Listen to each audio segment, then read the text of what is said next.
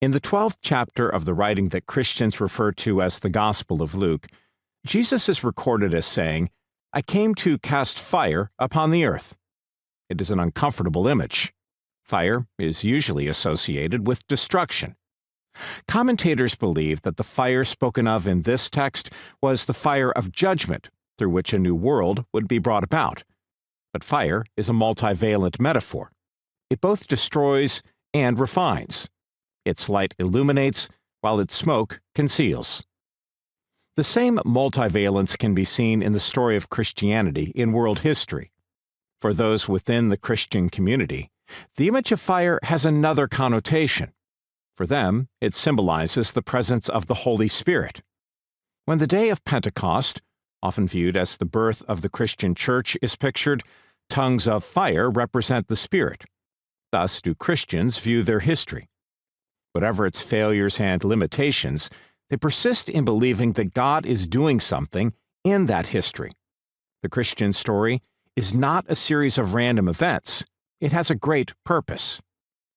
In taking fire upon the earth as the guiding metaphor for the story of Christianity in world history, this book attempts to do justice to the image's multifaceted implications. Friends, enemies, and neutral observers have judged the story of Christianity to be one of amazing creativity and terrible destruction, of fearless accomplishments and grim failures, of highs and lows. Whatever else there is to be said, Christianity has left its mark on the world as surely as any fire. And the story and the mark form the subject of this book. Indeed, telling this story has become an urgent task in the present age. As the world has grown smaller, and as the influence of religion in human affairs has increased, replacing, together with other social forces, the great ideological movements of the past century, a knowledge of Christianity in world history takes on new importance. But these sociological shifts also make telling Christian history more complex and nuanced. Paradoxically, as more and more details of the story are filled in, people are increasingly without a grasp of its basic outline.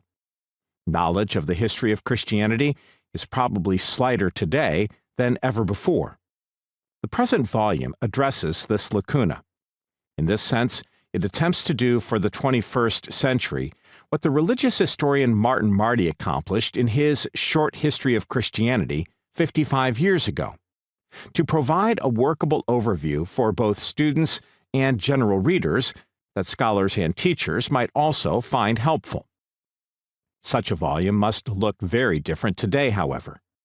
Marty's short history was written at a time when the Western preeminence in the story of Christianity could still be assumed. Trajectories such as from Paul through Augustine to Luther could still be confidently made in order to link the various stages of Christian history. For the contemporary chronicler, both the world and the Christian community have become far more complex.